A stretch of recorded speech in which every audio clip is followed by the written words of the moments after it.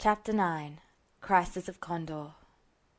Year 0002, January 15th. The sea glittered, stretching into an effervescent horizon that seemed to promise that the weather would remain good for the rest of the day. High above, the sun crested its arc, and below, its reflection coalesced on incoming waves in a darting silvery burst. Troubled, Sephiroth frowned out over the open ocean, his back to the chaos of the landing troops, which he ignored with ease.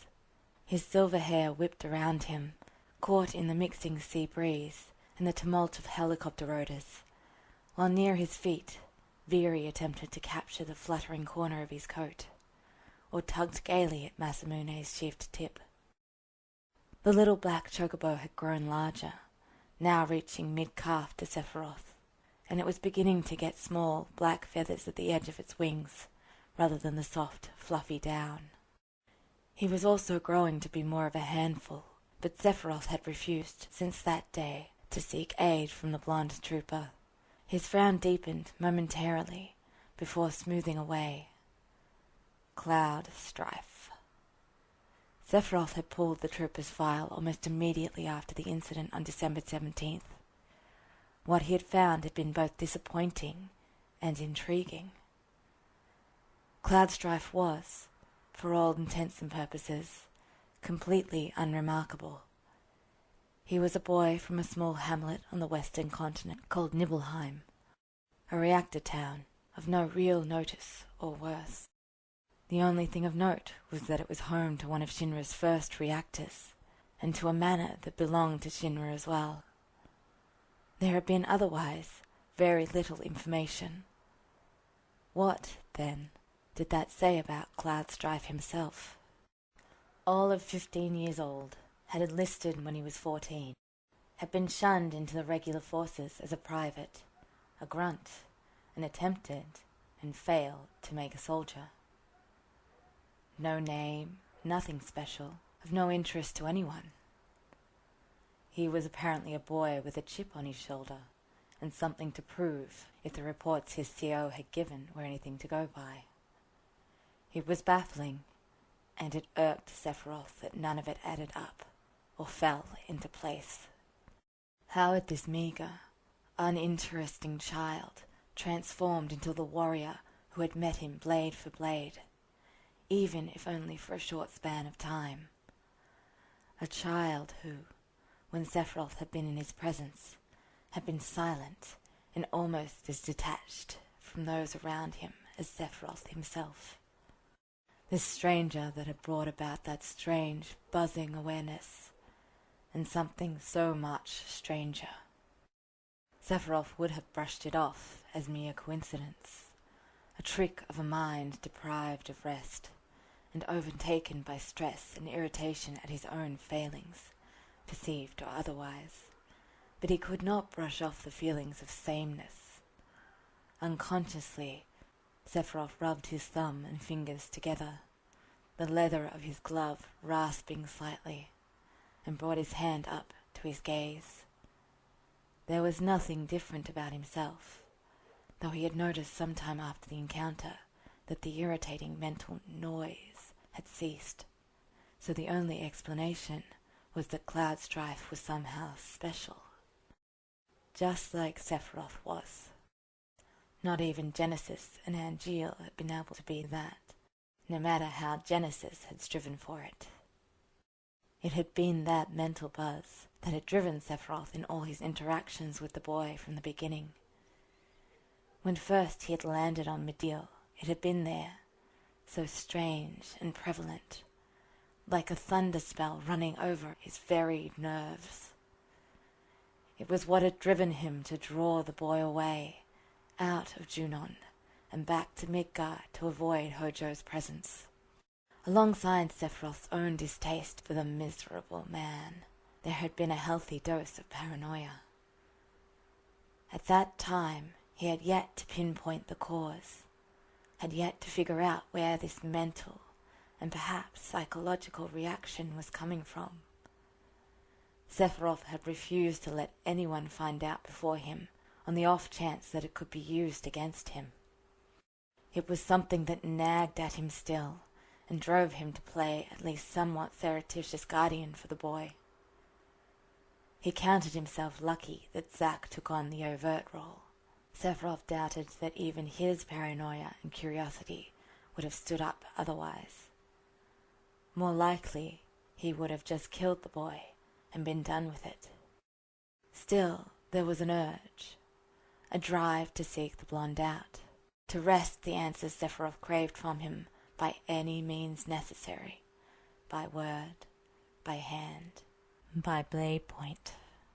The mental image of Strife sprawled out, Masamune's glittering blade pressed into his chest, clouded his mind for a moment, before Sephiroth shook the image away with a light wave of his hand. His fingers clenched around Masamune's sheath until the leather of his gloves creaked. Viri gave a warble behind him, and Sephiroth felt an eager tug on Masamune again. He ignored the little bird, and Viri was content to amuse himself. The other part of himself wanted nothing more to do with Cloud Strife. There had been a disturbing feeling that day, that moment, that Sephiroth had never experienced. A thrilling, terrible feeling of true fear. He was not sure what had engendered the reaction, but it had been born, and he could not forget it. He had wished for a fleeting time afterwards that Angeal was still alive, so he could seek his counsel on the matter. And from that had been born a rage unlike any he had felt. A burning, seething anger directed towards his deceased friend, and Zack Fair.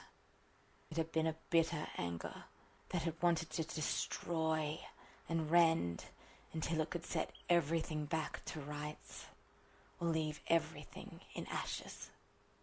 It had seemed only fair, but it had passed, leaving him feeling nothing more than confused and irritated with his own failings, his own inability to do anything, and a chocobo chick keening softly in distress from a hiding place. Viri's excited walk drew Sephiroth from the morass of his thoughts, and he turned to watch the black chick dart off among the troops, swerving nimbly to avoid being kicked or stepped on. Through them, coming towards him, Sephiroth could see the familiar figure of Zack, trailed by a trooper with a soldier sword. Zack saw him and raised his hand in greeting. Sephiroth could hear his voice floating over the noise of men and machines as he called out to him, but did not give any other outward form of response. He merely waited and watched as Viri barreled into the trooper's boots enthusiastically. The boy tried and failed to shoo him away. "Zack," Sephiroth greeted, as the pair came to a stop nearby.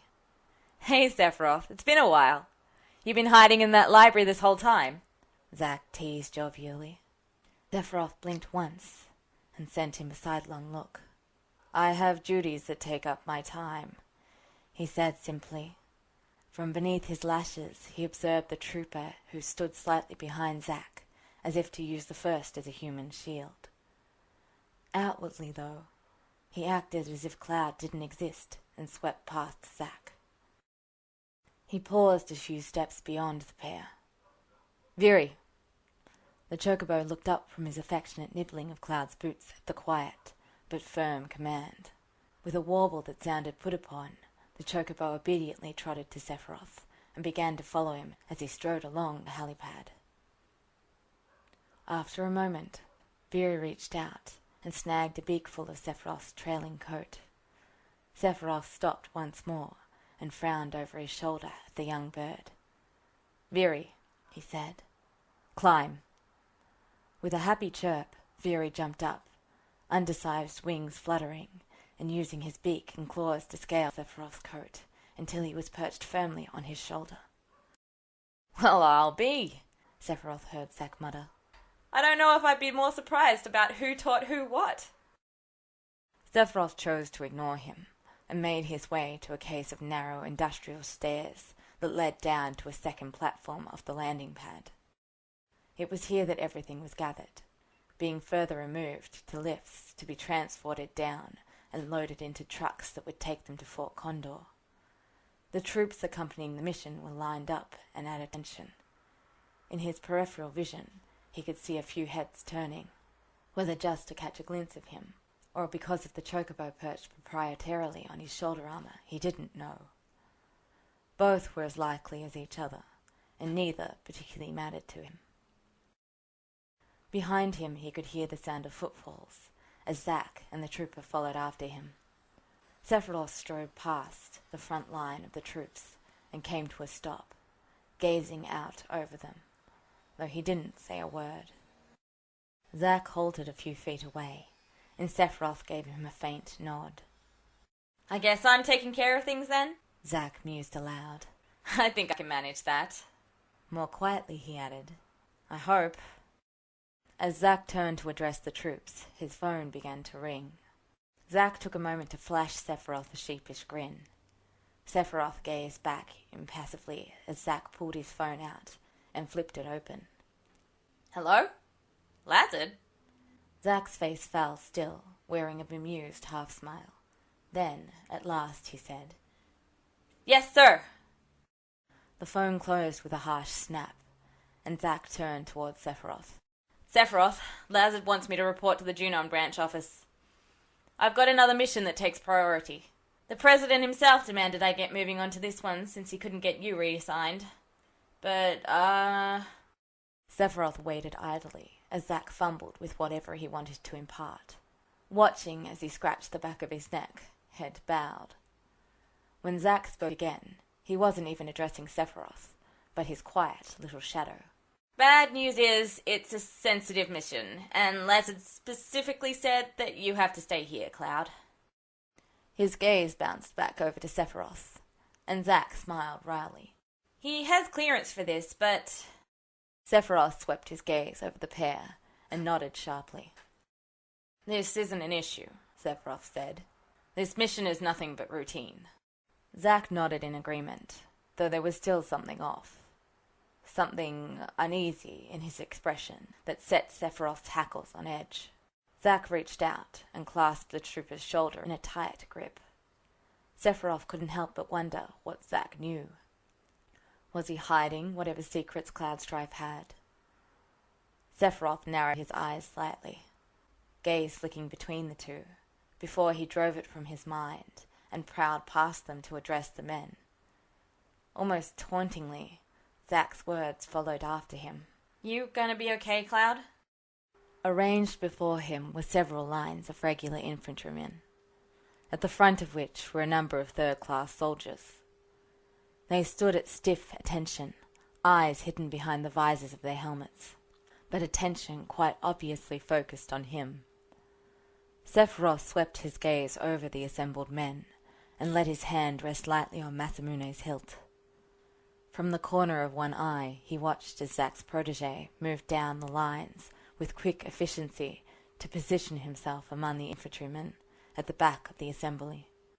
"This will be a routine mission," Sephiroth said. "We're here to provide an escort." Speeches, inspirational or otherwise, had never been his forte. Genesis had been the kind to grandstand, the one with the dramatic flair, and Angeal had been able to engender adoration and loyalty without much effort. His words had never been fancy, but the genuine sincerity in them had still managed to convey and capture the men. It had never been a capability that Sephiroth had attempted to foster in himself. He had never cared enough for the position, nor the company, to bother. He could remember a time when Genesis had asked if he was scared of public speaking, no doubt seeking a weakness in him.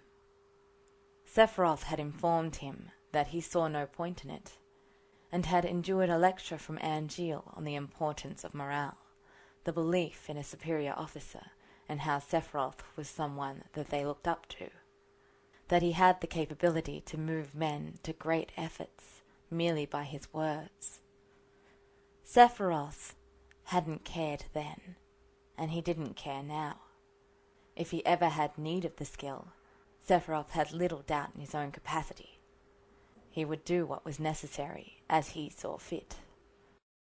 There was a faint shift in weight on his shoulder guard, and Viri gave a quiet little warble. A second later, the bird propelled himself off Sephiroth's shoulder in a flutter of undeveloped wings. He hit the ground hard, unable to keep his balance, but bounced back to his claws within a few seconds and scampered off between the legs of the men. The main objective is the safe delivery of Shinra's technicians and technology to Fort Condor, Sephiroth continued, content to ignore his pet's antics. Seek out your captains for your assignments. Soldiers should divide themselves evenly among our transports. Sephiroth swept his gaze over the men once more, pausing only when he noticed movement toward the back. A few seconds later, Viri finished scrambling up one of the troopers' bodies and clambered to perch atop his helmet. Sephiroth had no doubt about who that particular trooper was, even hidden among the taller peers as he was. He withheld a sigh and called, "Viri!" The chocobo walked at him, one claw sliding down the trooper's helmet before Viri readjusted his position.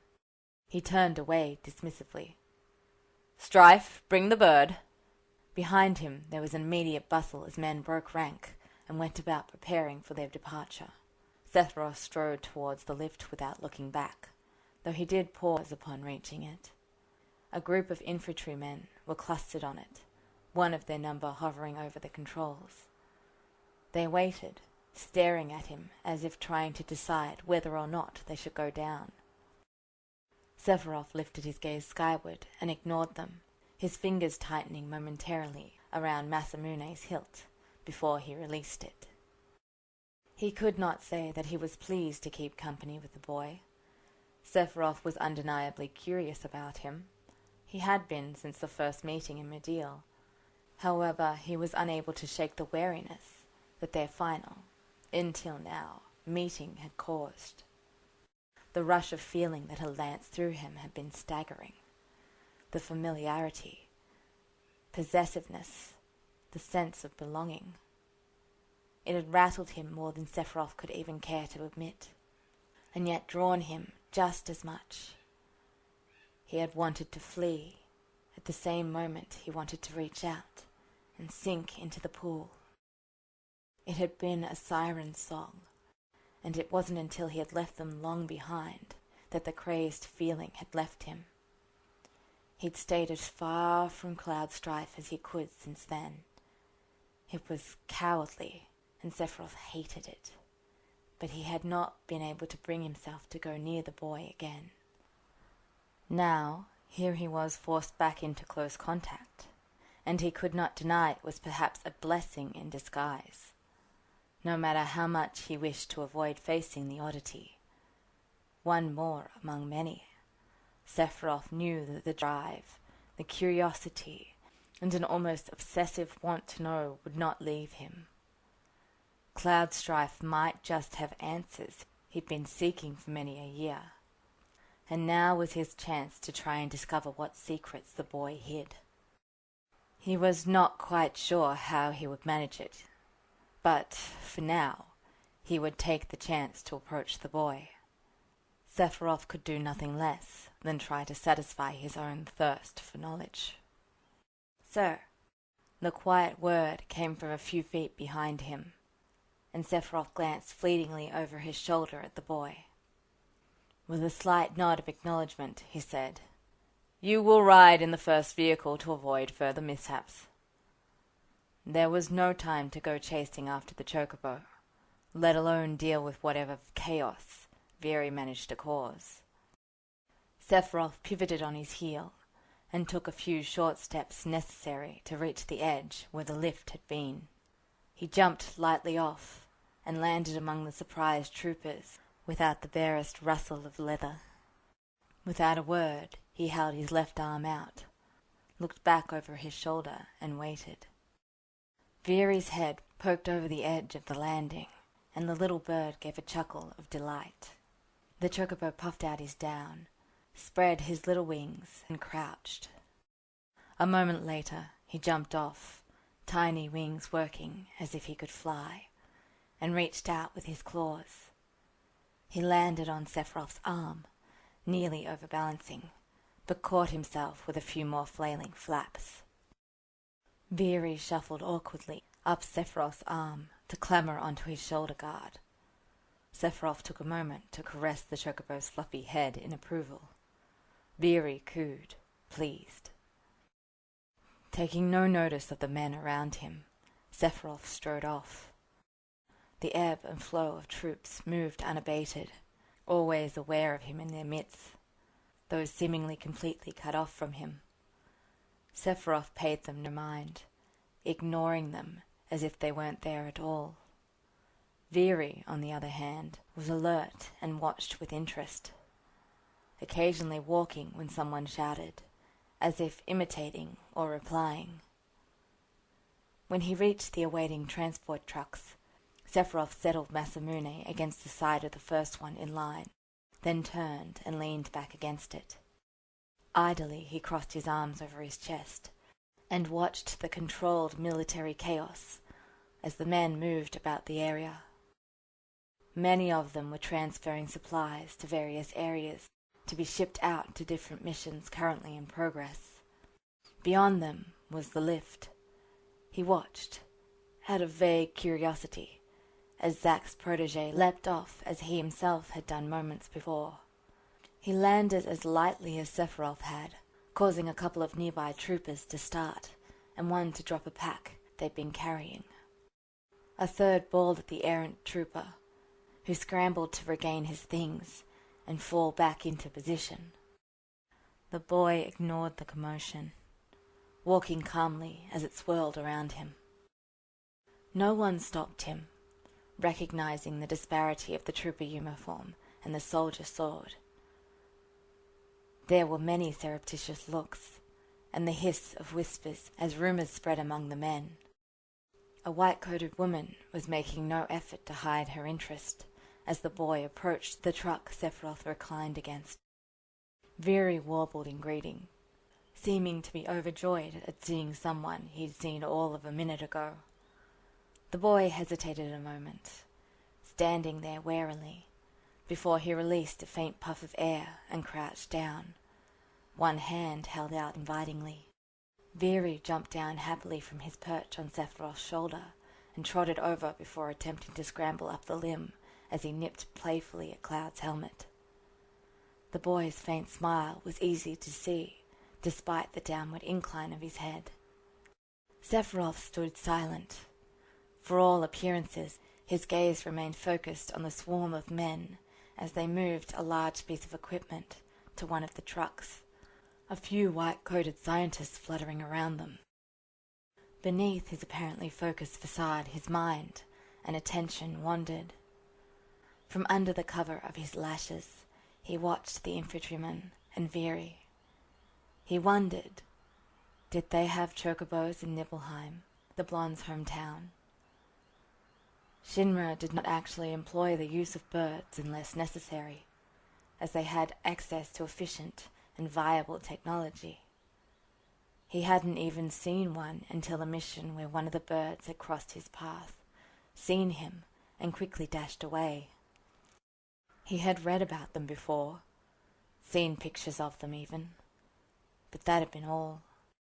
Sephiroth was not the kind of man interested in other people's history, or in pursuing conversation with them at all. Cloud Strife, however, was a frustrating enigma, the likes of which he could not leave be, no matter how much he may have wanted to. He had spent too much of his life wondering about his differences to let a possible lead go now. It seemed the best way to do that would be to approach the subject from its foundation. Sephiroth was certain Angeal would have been better at this. "You do seem to be familiar with them," Sephiroth ventured after a moment. "Are they common in your hometown?" It was infinitely interesting, the way the boy froze at the simple question, and Sephiroth surreptitiously continued to watch him as he waited for a response. If he could learn about this Nibelheim, about Cloud Strife's past, then perhaps he could uncover why the boy seemed to be like him, why Sephiroth felt as if they were the same, why he intrigued him, ensnared him, and called his attention. A brief pang of envy and the sour note of loneliness hit him as he thought about it. Like Genesis and Angeal, Cloud and Zack had families, hometowns, a world all their own, a place that they belonged to. They had all left those places behind, intent on becoming heroes, most of them, on being someone. Sephiroth had that vaunted title, but it was something he found little use in. In the past it had been something to taunt Genesis with. Now it was merely something to be viewed as useless, petty, and foolish. He was not sure if he qualified as a hero, when his closest comrades did not care to turn to him, and instead betrayed him. A bitter anger settled into place, chasing away the momentary melancholy. It was a better way to feel about it, he thought. Better to be angry than to hurt over such foolishness. Better to forget. They were dead, and this was what Sephiroth had left. His title, his sword, and his own detached greatness. A quieter, buried part of him noted that he would have gladly given it up for the mere power to help Angeal and Genesis. For all his great power, he often seemed much more helpless. It wasn't until Veery clambered onto the boy's back and scrambled up his shirt to hop back onto his helmet that the trooper finally moved again. The helmet was knocked forward at an odd angle, and he raised a hasty hand to steady it as Veery warbled triumphantly. With an efficient move, the boy plucked the bird off his perch and released Veery to once again dodge his grasp and attempt to scale back up. His distraction in trying to fend off the chocobo seemed to help him relax, and he answered slowly, never looking up. "They're not common, no. It's too cold, and most chocobos don't do well in the mountains. The boy trailed off and paused, his hesitation clear. It could have been anything from creating a lie to the skittishness he displayed in Sephiroth's presence. After I left home, I ran into someone who called themselves the Chocobo Sage. He was difficult to talk to, but he knew everything about chocobos." Sephiroth stared blankly at Cloud for several seconds before he repeated the words. "Chocobo Sage?" Someone actually... It seemed absolutely absurd that someone, anyone, would devote that much time and energy to the birds when it wasn't absolutely necessary. But Sephiroth supposed it was much like devoting oneself to the fighting art. He frowned slightly. "I see." He was bad at this, Sephiroth decided as he struggled for something more to say. It was a discomforting situation, to say the least, but there was no other way. All he'd gotten was an answer that provided the barest essentials. "Nibelheim is quite distant," he said at last. "It must have been quite a difficult journey to make." Particularly for a 14-year-old boy with barely anything to his name but the home he was leaving behind. Zack had done similarly, a year younger and with Gongaga nearly as distant, and Genesis and Angeal had come from Benora, near Medeal. It made Sephiroth wonder what it must be like to give up everything that was comfortable and known, to move on so completely. The reply came a little more quickly this time. "I wanted to be a soldier more than anything. It was foolish." Sephiroth slanted a glance down at the admission, in time to see the boy duck his head. He could only wonder why. Did he regret the admission? Perhaps he hadn't meant to do so.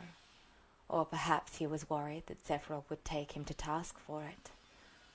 Perhaps he just hadn't wanted to let something so personal slip. Foolish? Perhaps, Sephiroth said. He watched the boy, calculated how much he needed to say. While he would not bother to lie and pander to him just to get answers, Sephiroth was well aware that at times one must give something to get information in return. Dreams are meant to be a little foolish, I think. In his mind, he could just imagine the horror Angeal and Zack would express at anyone giving up their dreams. Sephiroth gave a little chuckle, lips turning upwards just slightly at the memory of his friend and his constant mantra. Angeal would say that's what makes them worth it. But what did he think about dreams? Sephiroth was hardly an idealist. He could think of nothing he wanted so badly to call it a dream. A loud curse caused the trooper to look up from where Veery tugged at one of his gloves, as a box was placed heavily onto the truck behind the one Sephiroth was leaning against. The scientist berated the trooper, who placed it there, looking harassed and out of patience. The boy's head turned just enough that he seemed to be glancing at Sephiroth again, before he looked down to try and wrest his glove free from Veery's beak. Quietly, his voice floated up. "Is it normal for you to be sent on these missions?" Sephiroth frowned faintly at the question. It was an odd one, and so completely unexpected. What use was that sort of information to this boy? No. Normally my power is reserved for when it's needed, with anti-Shinra groups so active, and interested in both Soldier and Shinra's Mako technology.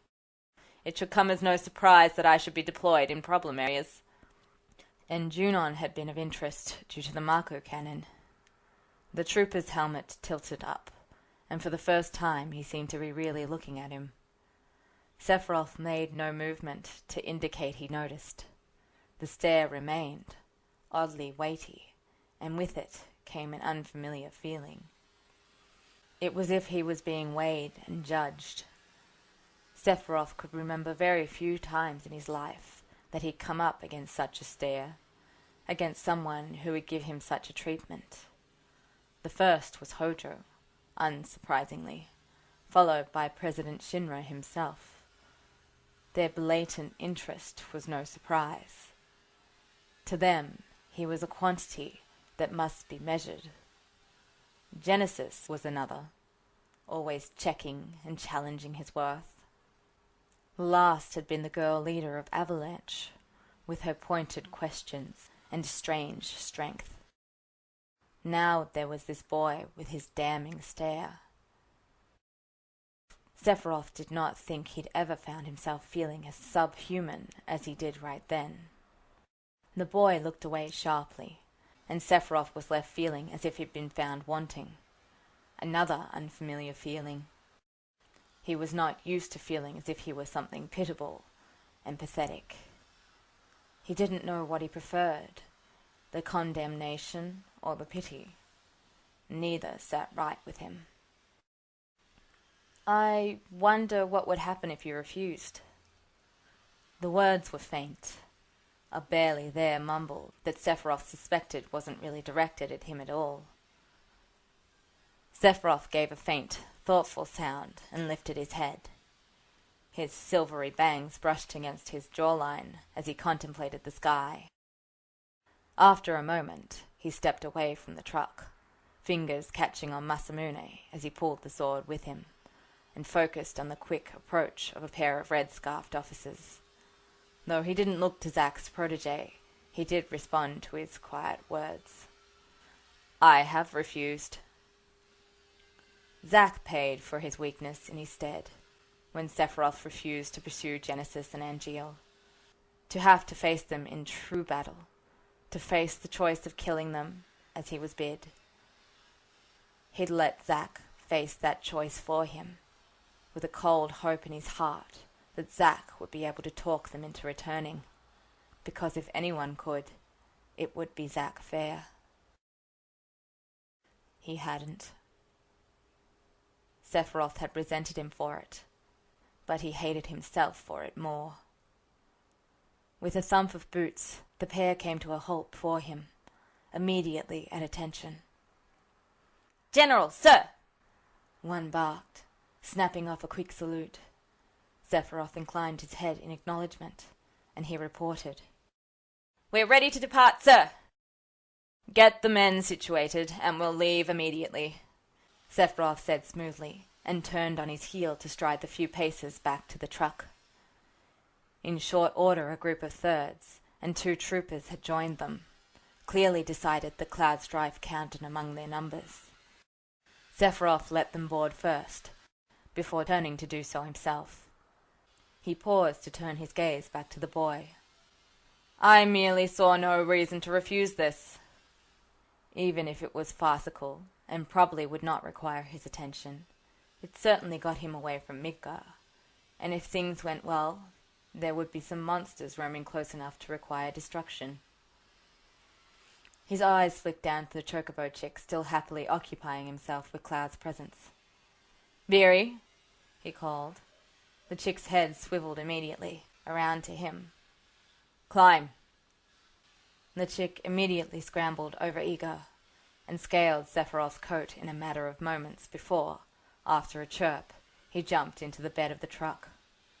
Sephiroth followed, stepping up lightly onto the vehicle and scanning the group of men already occupying the benches that lined either side of their transport. He situated himself on the near end of the right bench, preferring to stay close to the open end of the truck.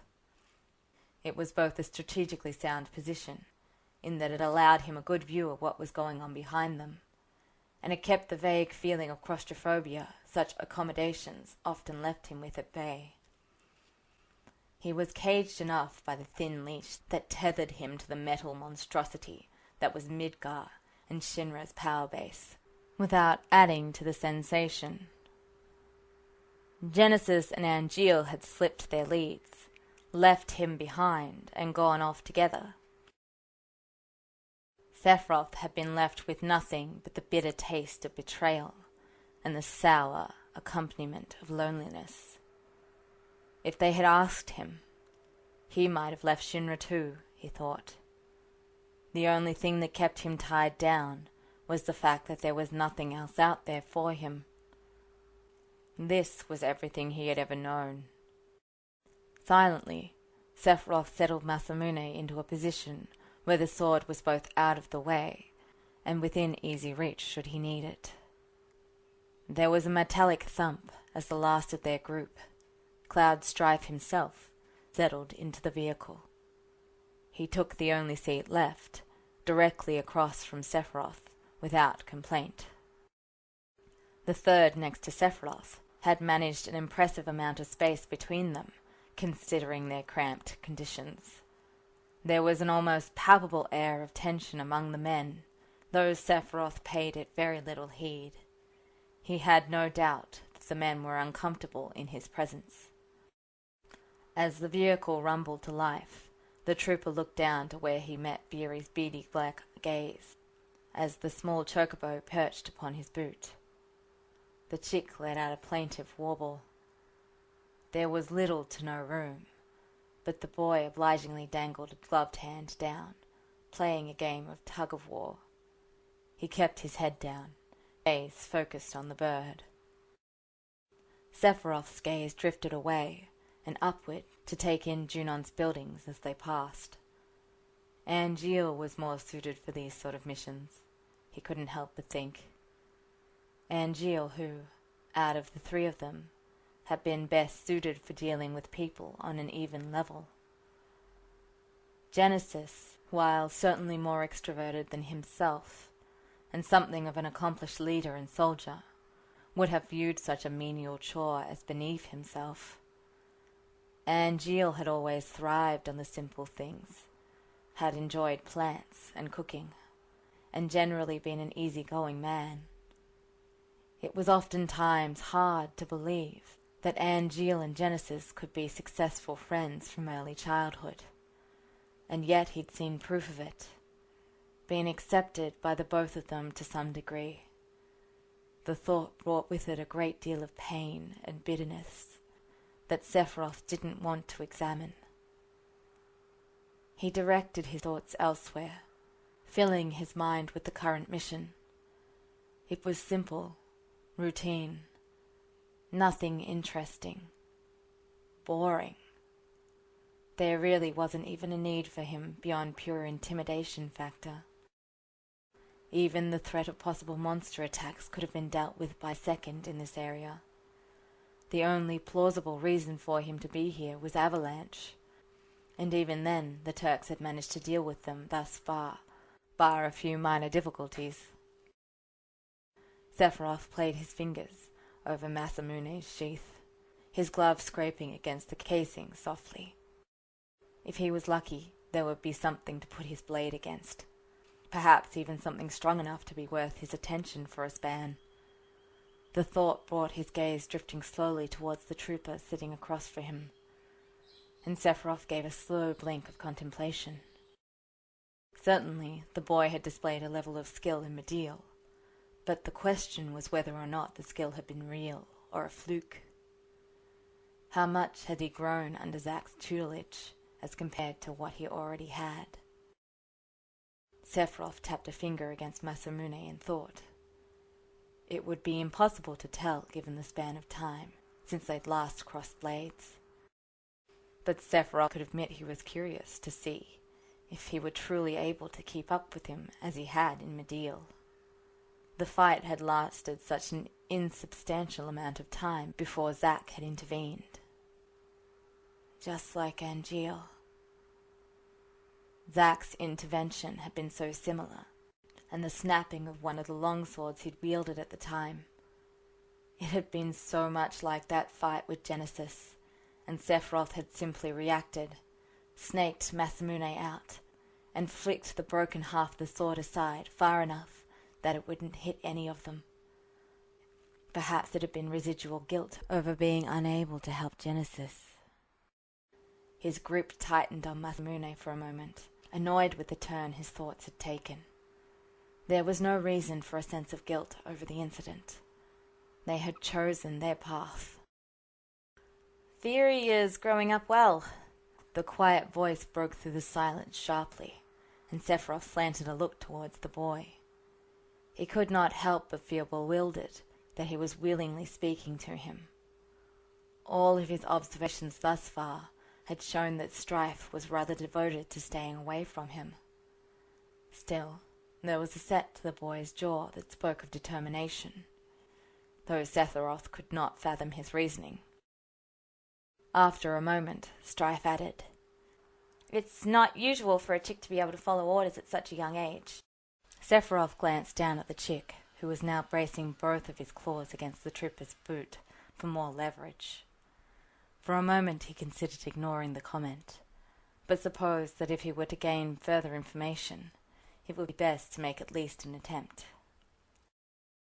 I returned to the Chocobo Ranch for more information, though what they offered was inadequate. After observing him for some time, I recalled how Angeal managed Zack. Zack's problems with focus are similar to Viri's attention span.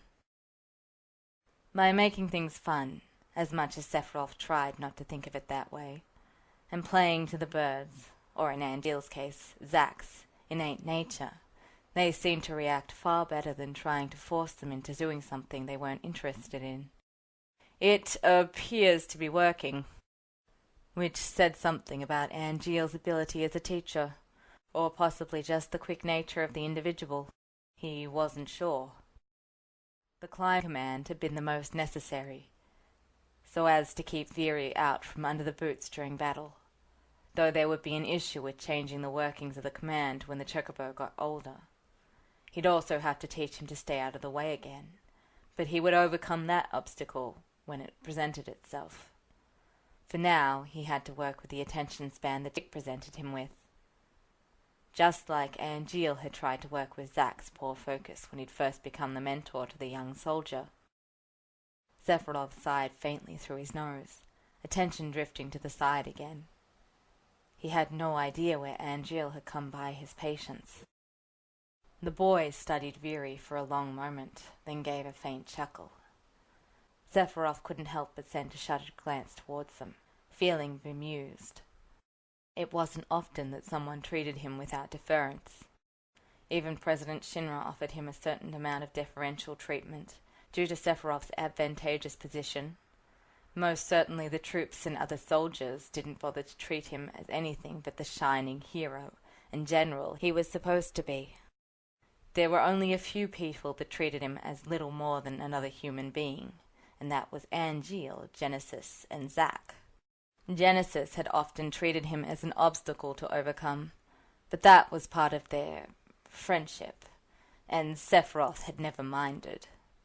It was refreshing having someone who wanted to test their skill against him, though he'd never found a true challenge in Genesis's endeavor.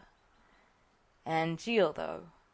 Angeal hadn't wanted anything from him except for camaraderie and friendship. Had not asked anything of him. Nor did Zack, the little amount of time they'd spent in each other's company. They were brought together more through circumstance of knowing Angeal than anything else. But it was still Zack's persistence, his drive to call Sephiroth friend, that made them something similar. He was much like Angeal. He wasn't sure how to classify Cloud Strife, who was nothing like the other three.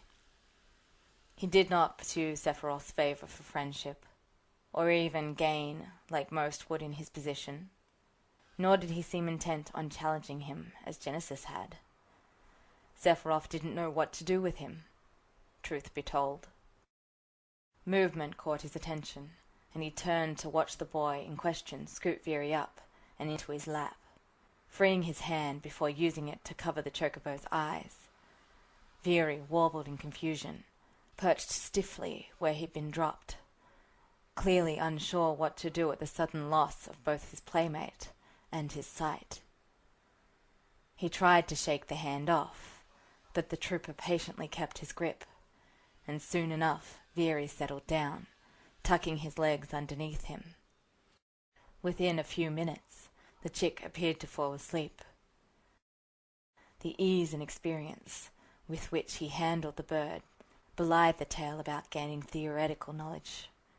If there was anything Sephiroth had learned through his years of swordsmanship, years of being around weaponry and the army, it was the practical knowledge was begot only through experience. He doubted handling chocobos, or any animal, was any different. It certainly was proving so for him. His attention drifted away once more, to focus on the skyline. The plumes of thick, curling dust kicked up by their little caravan made intriguing shapes against the vault of the sky. Sephiroth let his mind wander idly through the thoughts of sword moves, stances, and different attack sequences, and through ways to deal with certain monster types and situations. Eventually, his mind came back to the Medial mission, to how Cloud had come at him with Angeal's, Zack's sword. He wanted to test that skill, he realized sharply. He wanted to see if the spark of challenge that had been there could live up to itself. It wasn't something he'd felt since Genesis had first come to him with his challenge. He'd outstripped Genesis, and even when working with Angeal, the pair couldn't defeat him. It wouldn't hurt to test Cloud Strife's sword skill, and a part of him missed those little sessions with his deceased friends, though he did not acknowledge the fact. Slowly, he turned his attention back to Cloud, and took him in, considering. The only question was, how was he going to put forth the challenge? It had always been Genesis who had approached him, and there was no training room here to invite the boy into, much as he'd slipped away while the second and thirds were away, and spent the afternoon with Angeal and Genesis. He let his mind wander in silent contemplation. His gaze wandered with his thoughts, straying towards the truck behind them, but more often remaining focused on the sky. The hours passed in silence, terrain passing, mountainsides passing by in the distance, with the darker clots of forests spotting against their slopes, and eventually the day slipped away in the dusty passing of travel. The distance between Junon and Fort Condor, while not insurmountable, was certainly less in flight. Going by land was longer, but simpler.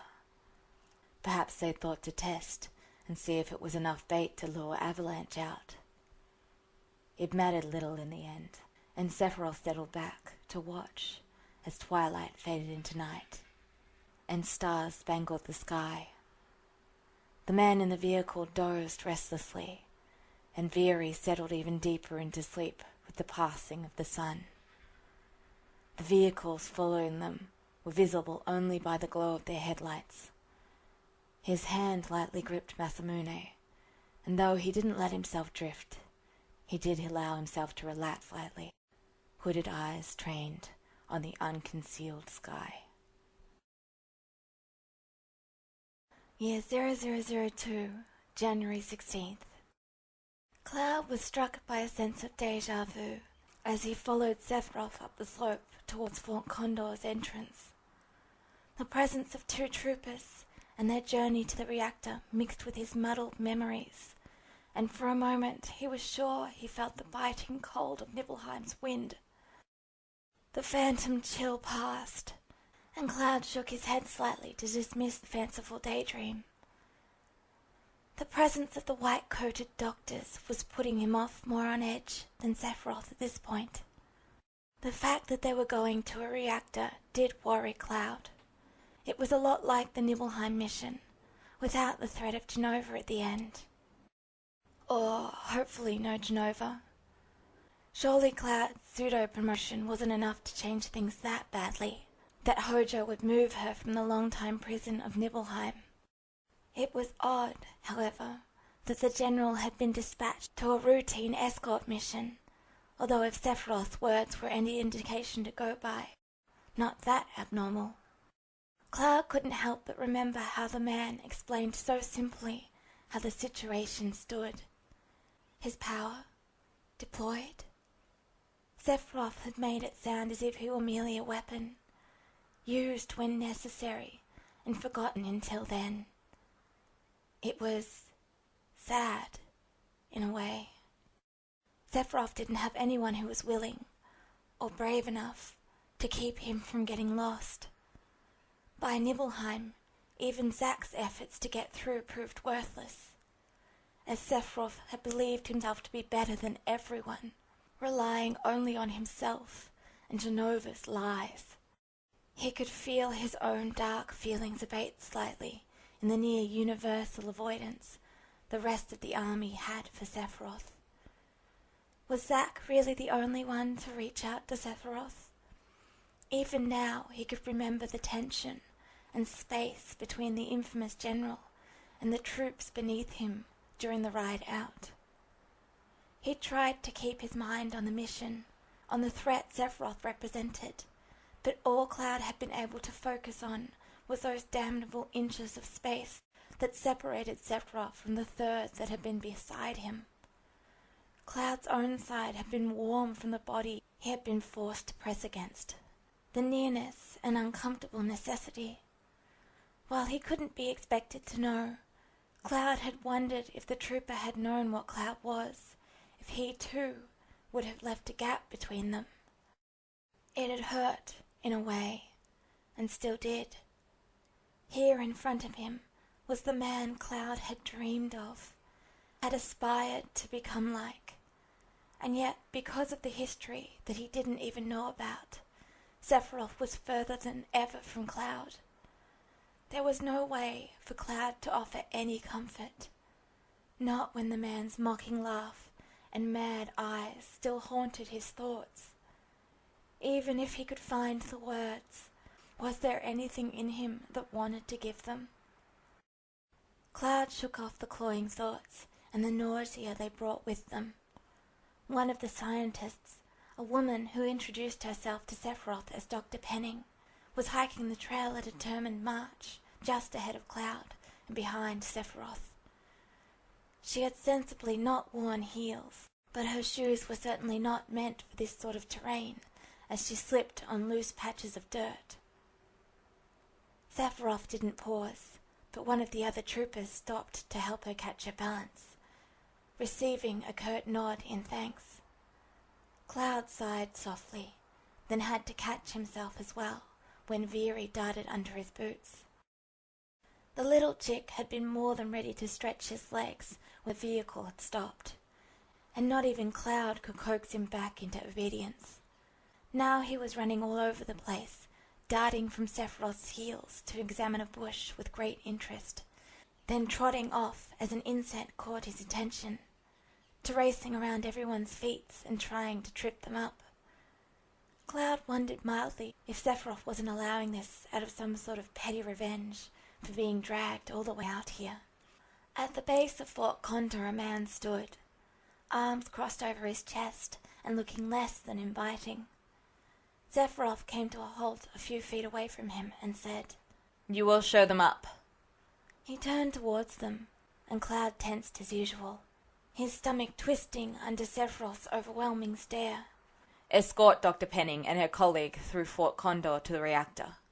Masamune's tip hit the ground, the sheath making a sharp sound at the connection, and Veery skidded to a halt to keep from running into the sword.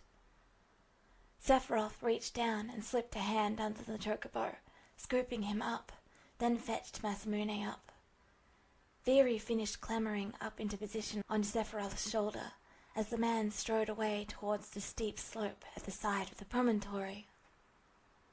With little effort, he jumped off the ground and propelled himself up one side of the rocky protrusions jutting out of the slope, then jumped to the next, making his way easily up towards the reactor. "Well," Dr. Penning said in a huff, as Sephiroth vanished up the slope. "General that man may be, but he's extremely inconsiderate of his charges. Come on, Stuart. We have to complete the diagnostic as soon as possible, so we can get out of this shithouse of a reactor." The woman didn't bother addressing even a look to the troopers as she strode imperiously towards the guard at the entrance. The other scientist followed silently, obviously used to the woman's brash nature. "I'd rather follow the general up that," one of the troopers said under his breath, grunting as his partner elbowed him sharply in the ribs. The helmeted head turned towards Cloud, the pair unsure how to address him, as he wasn't a trooper, and not yet a soldier either. Cloud didn't give them the chance to decide, as he followed silently after the departing scientists. It wouldn't have mattered to him if the scientists were full of charm and smiles. He still didn't trust them not to report anything back to Hojo. The guards at the entrance stopped each of them to examine their IDs, his frown never faltering. Cloud could sense his displeasure at the invasion of Shinra personnel, and noted that it wasn't just the imminent hatching of the egg in the future that caused these people to rebel against the company. There was already an air of quiet unease among the residents, who watched the scientists and troopers pass with suspicious eyes. There was a lift inside the fort, which led up to the reactor high above. Cloud remembered the rundown hall from the future. It made sense to cut off all access to the heights, as it was what the men had been protecting. The lift wasn't big enough for all of them, so Cloud waved the pair of troopers to remain behind, which they did with thinly veiled relief. As the machine chugged slowly up the shaft, Cloud was aware of eyes on him. He saw Dr. Penning examine him closely. She'd been the same one who'd been watching him before they boarded the vehicles back in Junon, and her interest was beginning to grate on Cloud's fraying nerves. "You, what rank are you?" Penning asked abruptly, tapping her foot a couple of times in impatience. Cloud turned to face her, his helmet, as always, obscuring her from seeing his narrowed eyes. "I'm under special assignment with Soldier First Class Fair," he said after a pause that was just long enough to be uncomfortable. "I don't see him here. Skipping out on his assignments? How unprofessional. What if we were to be attacked? I'd like to know." Penning scoffed, displeased at his attitude. "Soldier Fair was called away by his superiors. You have the general guarding you. Should any threats arise, he is more than capable of handling them. Cloud said monotonously. While her words had the potential to be biting, he couldn't bring himself to care what an opinionated scientist thought. The elevator ride seemed interminably long, though, with the silent company of the other scientist and Penning's abrasive attitude. Yes, the General. You can be sure I will report his negligence when we return, she said, turning abruptly as the lift came to a stop at the top of the shaft. Cloud scoffed internally, as if Shinra would reprimand their idol over an employee's disgruntlement. The woman came to a halt with a startled gasp as she found Sephiroth standing directly in her path. Sephiroth stared down at Penning, face unreadable. Cloud was sure he saw the faintest grin on the other scientist's face, and had to admire the timing himself. It was surely unintentional, but Sephiroth could make even an accident seem impressive and threatening. Cloud thought Sephiroth looked completely disinterested, though. If you want to fall prey to an ambush, do it on your own time. The thought was there and gone in a flash, and Cloud could only put it down to his own dislike of the woman's attitude, and too much time spent with Zack, though it had sounded far too catty even for his friend. Sephiroth's gaze slipped away from Penning a second later and focused on him. Strife, remain here and wait for the others to join you. Have one remain here on guard by the lift. You and the others should proceed to stand guard by the entrance to the reactor. Sephiroth made to turn, then paused. He stepped around Penning, as if she were merely an inconvenient piece of furniture. I trust you'll be able to keep him occupied. Cloud was startled at Veery being shoved so abruptly in his arms, but compensated as the chick's clawed feet scrambled at the sudden displacement. Sephiroth performed an abrupt turn on his heels and stalked off, coat and hair flaring behind him, and obviously expecting the scientist to follow him. Veery let out a sad warble as Sephiroth walked away, and Cloud absently petted him soothingly on the head, settling himself to wait as the lift rattled downwards. Penning shot one last scathing look over her shoulder, as if to warn him never to mention this again, before scuttling off after Sephiroth, with Stuart close behind. The wait as the lift returned with the two troopers was peaceful, Veery cooing and chirping in his arms, and Cloud let his attention wander over the landscape he could see. The reactor loomed above, a foreboding presence that screamed everything Shinra used to stand for. Did stand for now. Power, control over nature, weather, and death. It was a relief for Cloud to not have to breathe the inside of the reactor, as he had no desire to experience the cloying scent of Mako again. But he did wish he could have gone in with Sephiroth. While it was unlikely anything had changed drastically, Cloud couldn't help but worry. All he'd need was for a maddened Sephiroth to come out of the reactor, blood on his sword and fire in his eyes. The lift arrived, and the two troopers stepped out, helmets turning as they tried to spot the missing scientists. Cloud straightened from his spot on the wall and gestured with one hand at the nearest one. He didn't even know their names, he realized, yet couldn't bring himself to care right now. Come with me and guard the entrance. You, stay and guard the lift. Sephiroth has escorted the scientists to the core, he explained, turning and walking away before either could reply.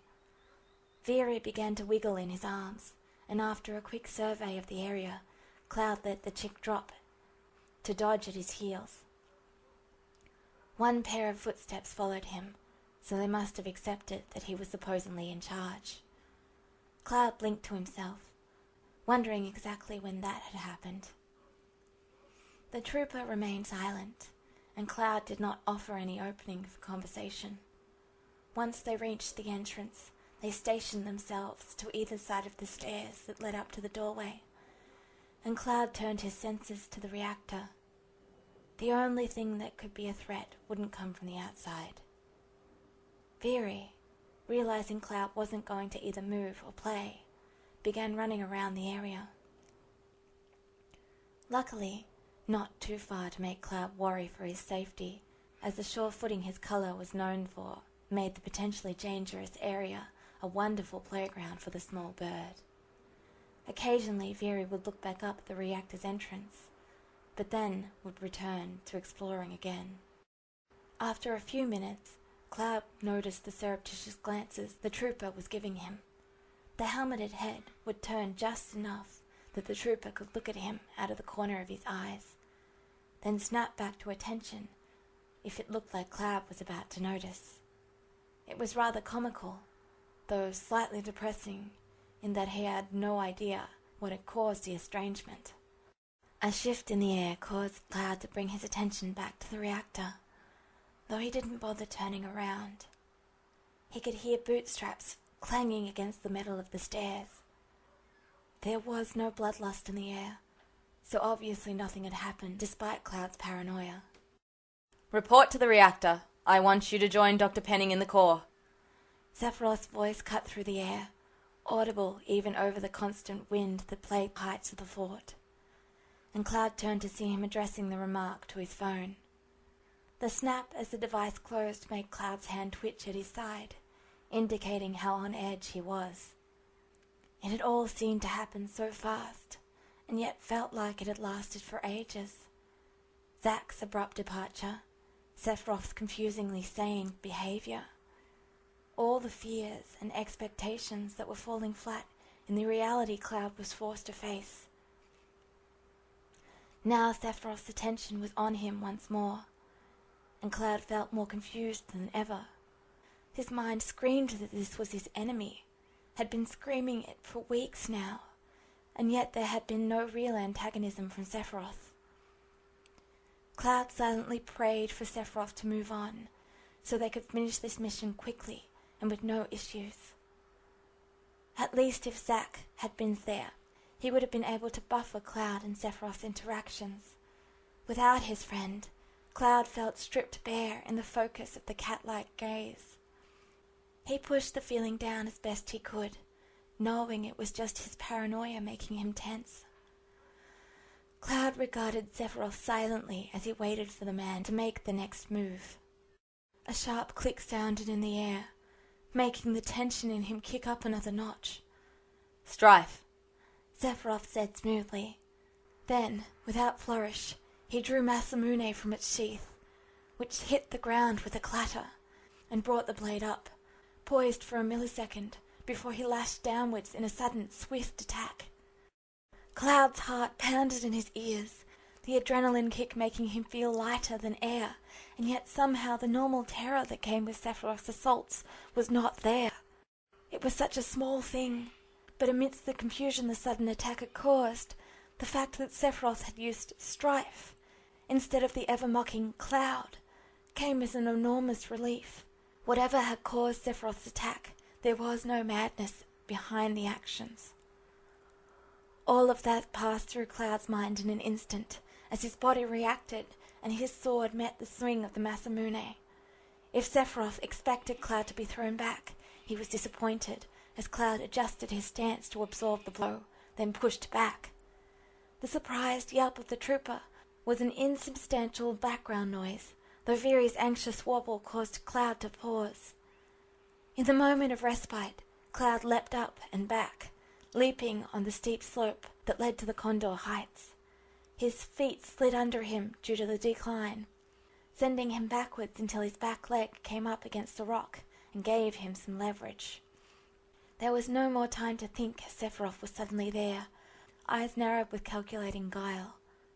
Masamune whipped through the air as Sephiroth brought it down towards Cloud, using his own momentum to put more speed and power behind it.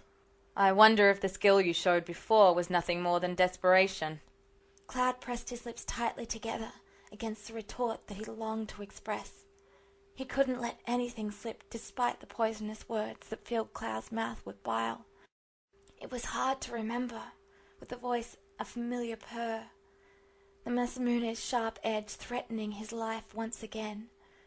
If Cloud made a mistake here, it could jeopardize the future. His skills could now be explained away by Zack's tutelage, the boost in strength from the Mako pool, But Cloud's words could be the downfall of the delicate web of lies he was living now. Instead, Cloud relaxed his grip, letting Masamune push forward as he twisted around the blow and aimed a knee in Sephiroth's gut.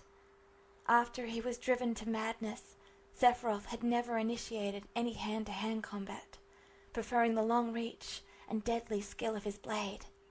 Cloud had never been able to determine if it was because he chose not to, or if he had less skill in that area.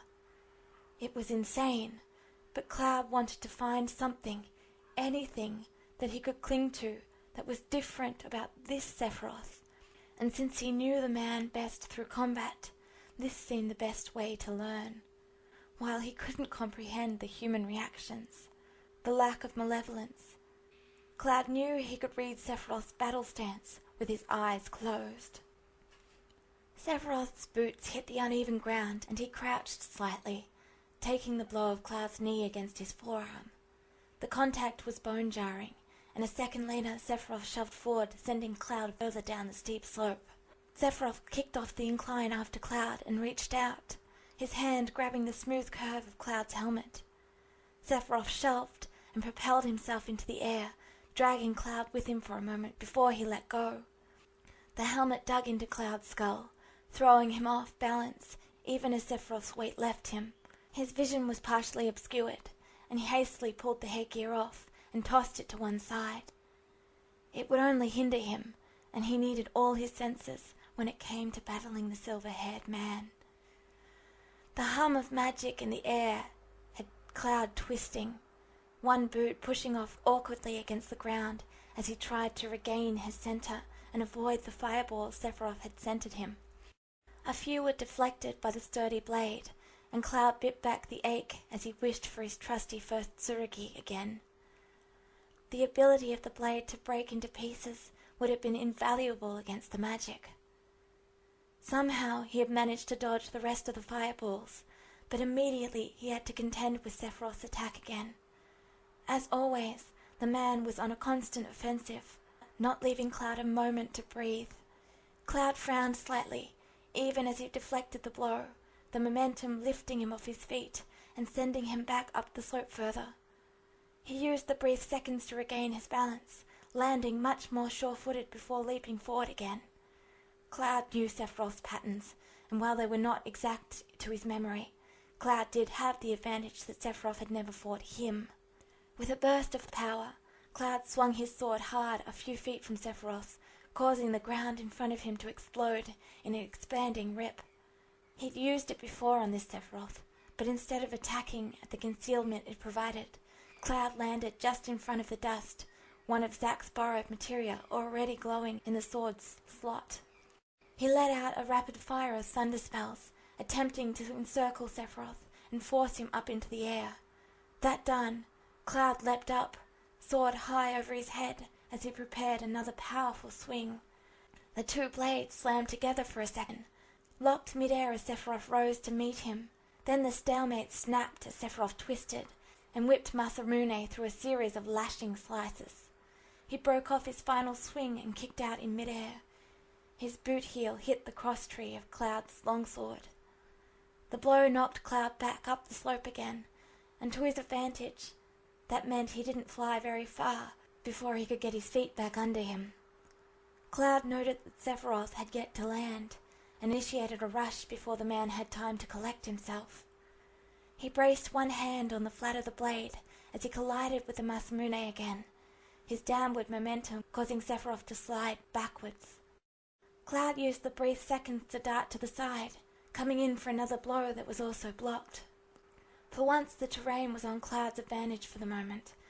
Sephiroth didn't seem to be able to stop his downward slide, leaving him mostly on the defensive as Cloud broke off and darted in for another blow.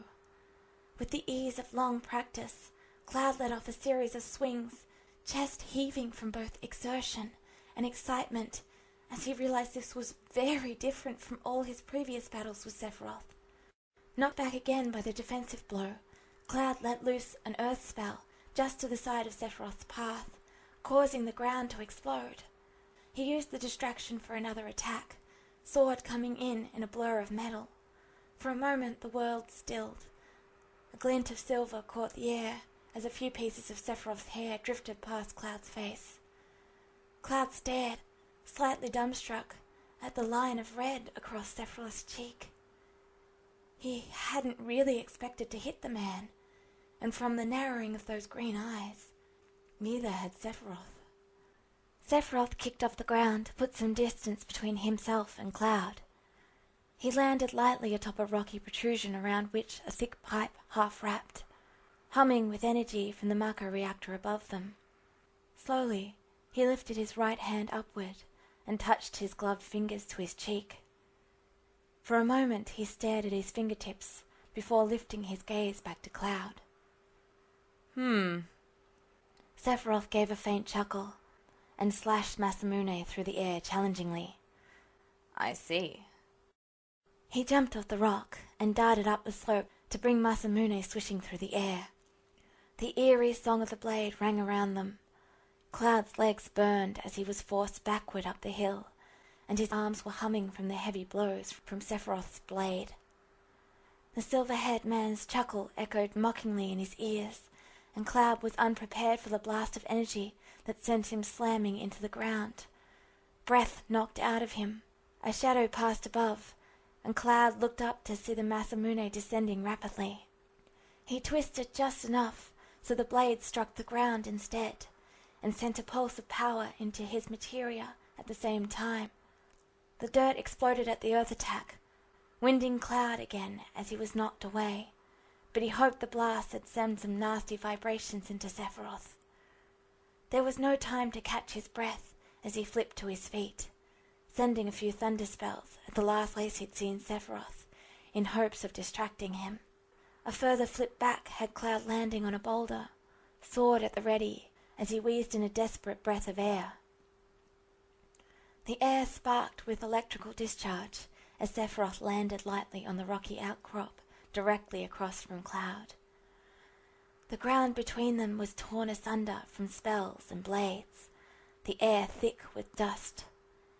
He stood lightly poised, an errant breeze swirling his bangs and the edges of his coat.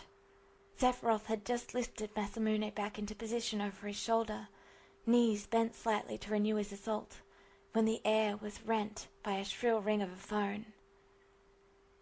He straightened slowly, then fished the phone out of his pocket and flipped it open. Sephiroth said nothing, simply listened to whoever was on the other end of the line. Sephiroth frowned. I'm not a messenger, Zack. Cloud could only stare across the intervening space in bewilderment. Sephiroth was quiet for another moment, clearly listening to whatever Zack was saying to him. As he is under your command, you should have rectified that. With a faint sigh, Sephiroth looked back towards Cloud, then tossed the phone across the gap to him. Cloud freed a hand from his sword to catch the phone, staring blankly at Sephiroth's relaxed form. His breath was slowing, but his head still felt fuzzy from the sudden end to the adrenaline-charged battle. Shaking his head slightly, Cloud slid his sword back into its holder on his back and brought the phone up to his ear. Sephiroth, answer me! Zack's voice hollered in Cloud's ear, accompanied by a static pop as the phone protested the volume. Cloud winced and brought the device away, frowning down at it in annoyance and consternation. Zack yelled at Sephiroth. It didn't help his ringing ears or his muddled thoughts. Zack, he said flatly, keeping the earpiece a distance away until he was sure his friend had calmed down. Cloud! Came the immediate response. Zack's voice infused with surprise.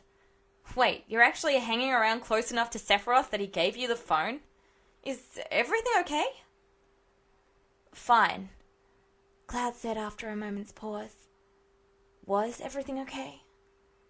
The slope was a pitted mess. There was at least one witness to the general attacking the not soldier. Cloud's mind was racing as he tried to figure out what exactly Sephiroth had been thinking. And Zack was asking if everything was okay. Still, there was nothing his friend could do from a distance, and Cloud didn't want him to fret unnecessarily. If it became necessary, Cloud would tell Zack about it later. Okay, yeah, fine. I hope you're enjoying the nice southern weather, because it's freezing up here, came the petulant response, and Cloud could just imagine the pout on Zack's face. It's just a bit of cold, Cloud said mildly, mouth quirking slightly, since he'd already heard Zack complain at length about his more chilly assignments. His eyes drifted back to the silver-haired man, aware he was not only talking in front of Sephiroth, but on the man's own phone at that. Do you need something? It was as close to a reprimand Cloud could manage at the moment. He wasn't sure if he was thankful or not that Zack's timely phone call had ended the fight.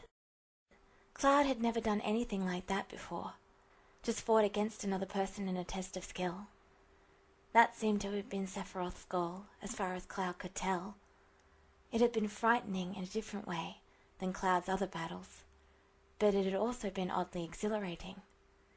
The only sour note was that it had been against Sephiroth, whom Cloud still held so many conflicting emotions for. Bit of cold? Cloud, it's the North Continent in January. There's nothing diminutive about it, Zack sniffed. Nah, I was just wanting to check in on you and see how you were managing. If everything's fine, I should probably go. Might take a nap. It's pretty boring waiting for things to get moving up here. Cloud let out a silent sigh. Zack was unbelievable. Out of boredom, he called up Sephiroth to bug Cloud.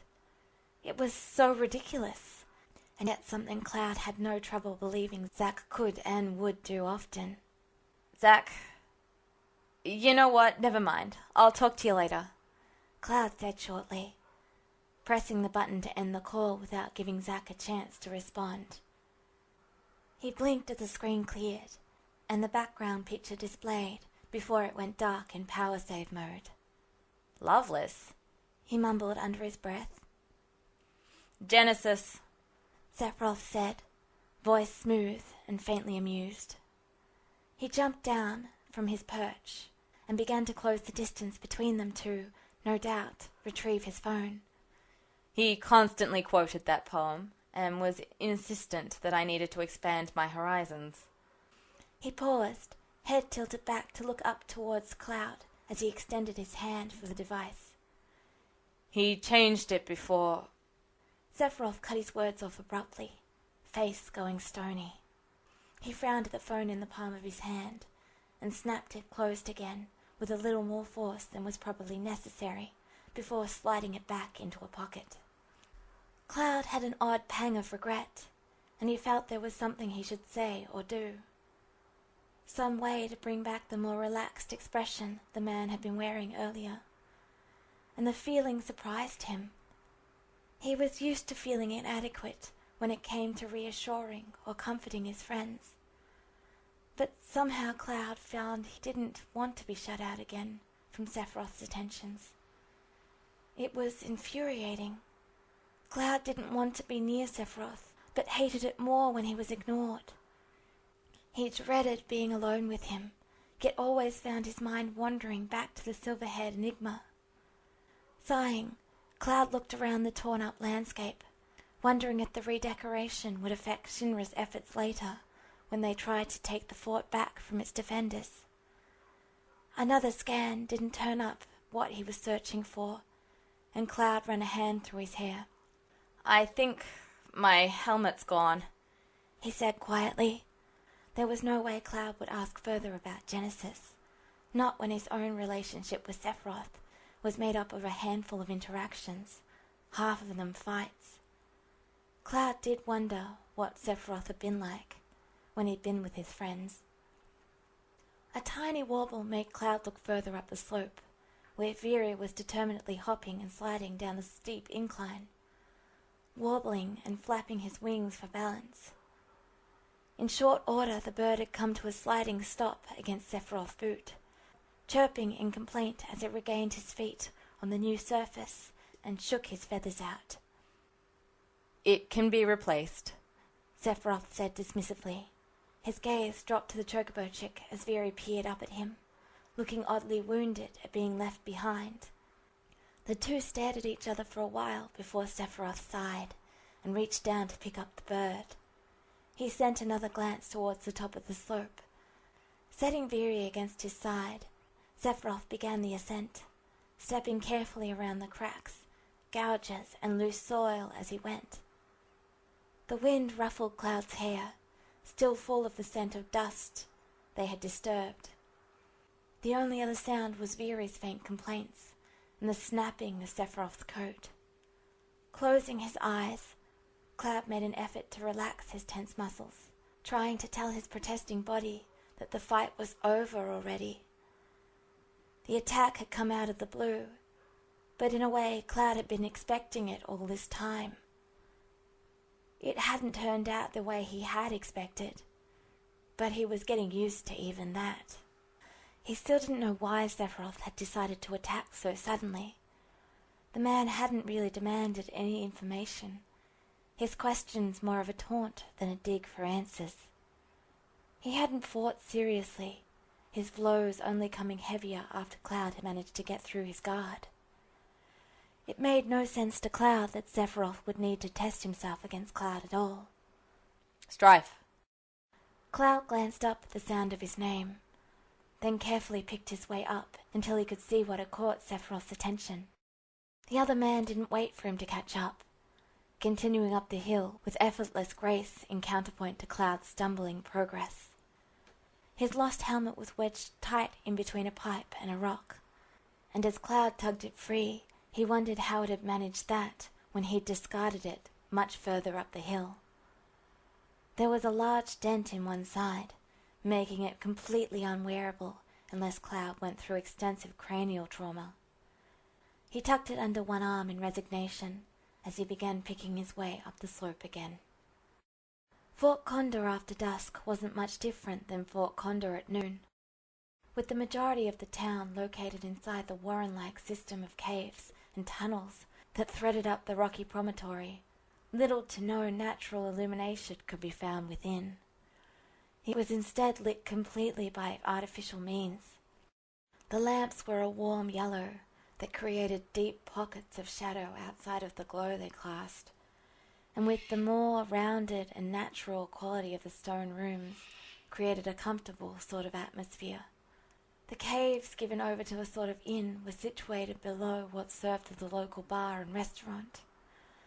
The inn, a former barracks when Fort Condor had been an actual fort, was run by the barman and his wife, who had been agreeable to housing the troops for the quantifiable sum of Shinra money.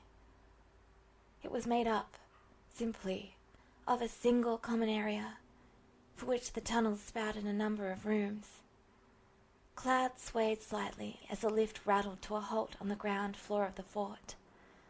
Basement would be more accurate description, as it was underground, but since it was true for most all of it, it was a meaningless detail. He stepped out into the warm glow, eyes slitting a bit against the comparatively bright light. After returning from the fight, Cloud had immediately gone back to stand guard at the reactor entrance.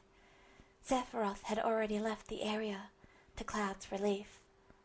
He recognized he was just trying to avoid Sephiroth and all the confusion he brought, but stubbornly pushed the thought back. He was certain he had the right to feel off balance. He wasn't the only one shook up by the recent events either. The other trooper hadn't even bothered to hide his gawking, though Cloud had hardly noticed the constant stare, as he was too lost in his own thoughts and trying to figure out Sephiroth's motives. Despite the long, dull hours, the trooper had only braved conversation once, breaking the silence with an awestruck query. Did that really happen? You just took on the general. Cloud had looked at the trooper, at a loss as to how to answer the question. Of course it had happened, though even Cloud was having trouble wrapping his mind around it. In the end, he hadn't said anything at all, and the trooper hadn't tried to push the issue. When one of the thirds had come to relieve him from their watch duties, Cloud had gone straight for the elevator, filled with an exhaustion that only came from mental stress. He vaguely heard the trooper say something to the third, but his words were lost in the wind as the elevator door closed behind Cloud. Now he was back in the common room, empty at this time of night, as most of the residents had retired to bed. Almost empty, he amended, as he spotted the silver hair on the other side of the room. Cloud paused in the doorway, staring blankly at Sephiroth for a moment. The man looked relaxed, a book held open in one hand, while the other rested in his lap. Once again the confusion welled up inside Cloud, as his mind fought against what he knew to be true, that this man was his hated enemy and would cause him endless grief. And what his eyes were telling him. This was not a madman sitting there. A barely discernible lump of feathers at his side indicating Viri's sleeping presence. It was just a man, and one Cloud had once looked up to as a hero. Someone who, despite all odds, was sparking Cloud's interest to learn more, to find out what had driven Sephiroth so far from humanity that there was no hope of redemption. He found his feet moving across the floor without conscious thought, stopping at the edge of the couch opposite from where Sephiroth sat. Cloud gingerly sat down, more out of a desire not to disturb Viri than out of deference to Sephiroth. A cursory glance confirmed that the chick hadn't even twitched, and Cloud raised his gaze to look at the silver-haired man. Sephiroth wasn't looking at him directly. His attention seemed devoted to the book in hand. For a moment, Cloud sat silently, wondering what he was trying to accomplish here. There was no Zack encouraging him, so it was just his own feelings that had brought him voluntarily into Sephiroth's presence. The confusion drove Cloud on, and he finally spoke, voice quiet, even in the stillness of the room. "Why did you—" There was no need to explain what he was asking about. Cloud wasn't really expecting an answer, but somehow he couldn't just leave things as they were. The book tilted downward slightly, and Sephiroth lifted his head. He didn't look at Cloud, instead appearing to consider the far wall. "A test," he said simply. "You attacked me in mid-deal. I was curious." Cloud looked down at his tightly clasped hands, considering the answer. It shouldn't have been surprising, but Cloud was still taken aback at the simple explanation. Curious, like a child pulling an insect's wings off. There was cruelty through ignorance, the simple desire to understand, no matter the cost to the subject. And somehow Cloud was unable to begrudge Sephiroth the opportunity to try and find out more.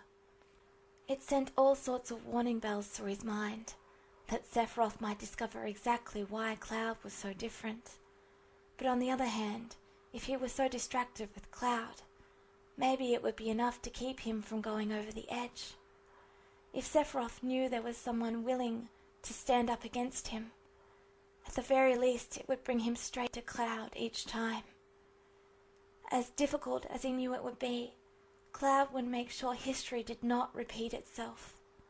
"Ah," he breathed in response, loosening his grasp as he relaxed his shoulders.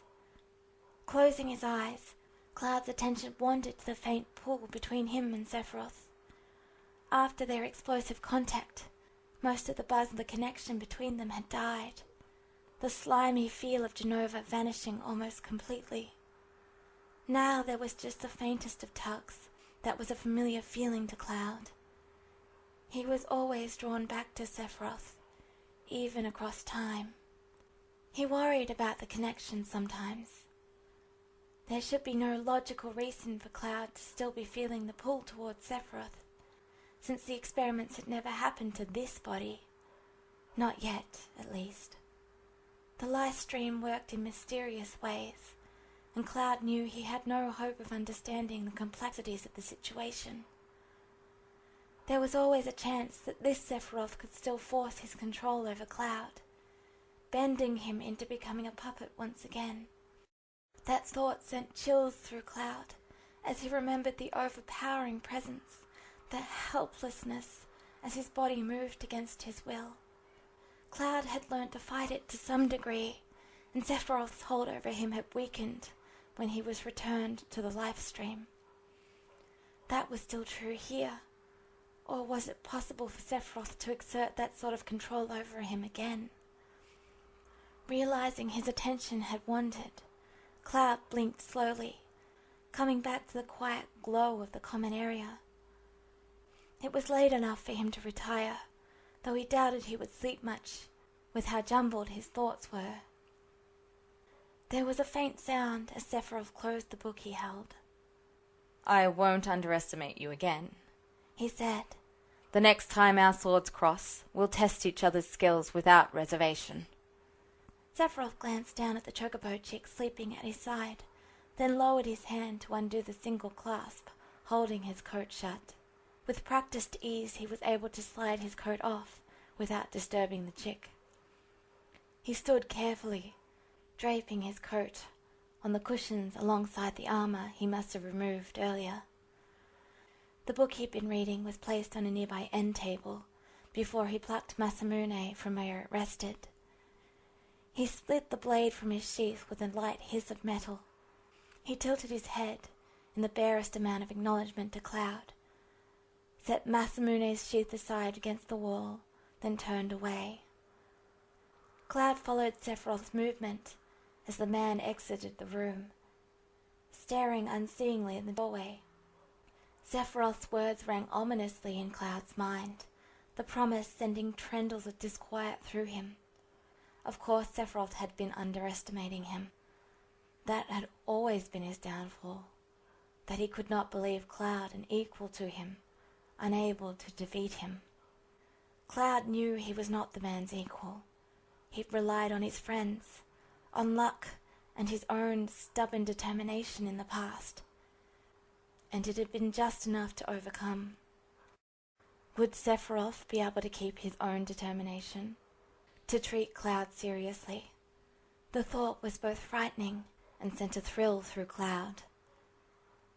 He wasn't sure he wouldn't disappoint even those expectations. Wasn't sure he wanted the chance. Hadn't Cloud wanted to avoid fighting Sephiroth? To somehow change things so that he never had to cross swords with the man again? Here he'd already done so 3 times, though once was by accident, and another a mere copy. Sinking against the cushions, Cloud closed his eyes in fatigue.